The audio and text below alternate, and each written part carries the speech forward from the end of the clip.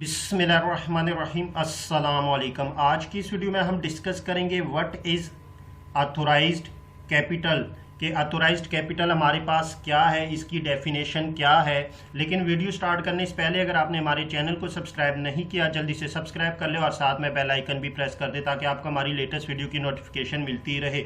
Video start करते हैं। ये जो हमारे पास ऑथोराइज्ड कैपिटल है इसके फर्दर नेम भी है, जैसा कि हमारे पास इसका नेम है ऑथोराइज्ड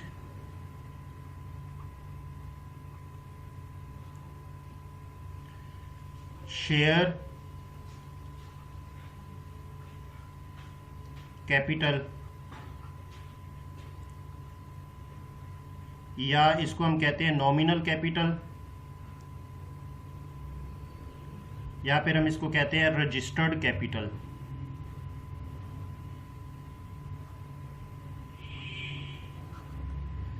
अब ये हमारे पास होता क्या है, authorised capital is the maximum amount of the capital for which shares can be issued by the company to share holder. यानी ऑथोराइज्ड कैपिटल हमारे पास वो कैपिटल होता है कि जो आप अपने शेयर होल्डर को मैक्सिमम ज़्यादा से ज़्यादा जो अमाउंट इशू करेंगे शेयर्स की शेप में, तो उस कैपिटल को आप ऑथोराइज्ड कैपिटल कहेंगे। यानी जब भी कंपनी जो फॉर्म की जाती है तो उसके लिए कैपिटल रजिस्टर्ड करवाया जाता है।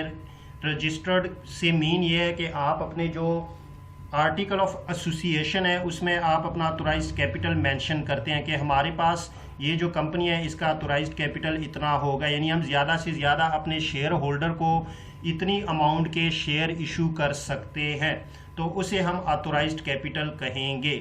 अब हम इसकी एक एग्जांपल देखते हैं। हमारे पास कंपनी है, उसने डिसाइड किया कि हमारी जो ऑथोराइज्ड कैपिटल की वैल्यू होगी, ऑथोराइज्ड कैपिटल की अमाउंट जो हमारे पास होगी वो होगी ₹1 मिलियन, यानी 10 लाख। अब ये कंपनी के पास क्या है, ये कंपनी के पास ऑथोराइज्ड कैपिटल है। इस अमाउंट के कंपनी अपने शेयर होल्डर को शेयर इशू कर सकती है। अब ये कंपनी डिसाइड करती है कि हमारे पास जो एक शेयर है वो कितनी उसकी वैल्यू होनी चाहिए, फेस वैल्यू कितनी होनी चाहिए। सपोज एक कंपनी कहती है कि हमारे पास जो शेयर है उसकी हमारे पास जो फेस वैल्यू है या जिसको हम पार वैल्यू कहते हैं वो ₹10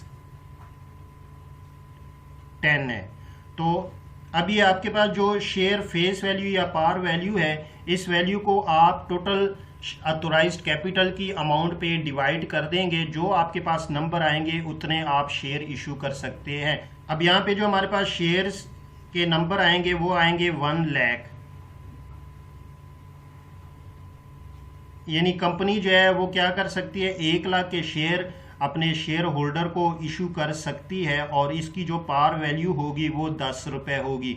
जब आप इस 10 को 1 लाख से मल्टीप्लाई कर लेंगे तो आपके पास जो ऑथोराइज्ड कैपिटल है उसकी टोटल अमाउंट 1 मिलियन यानी 10 लाख रुपए आ जाएगी। बेसिकली ये जो हमारे पास ऑथोराइज्ड कैपिटल है ये वो कैपिटल होता है कि जो सबसे पहले कंपनी अपने मेमोरेंडम ऑफ एसोसिएशन में मेंशन करती है और ये अपने शेयर होल्डर से अप्रूव भी करवाती है कि हम आप लोगों को इतनी अमाउंट के शेयर इशू कर सकते हैं।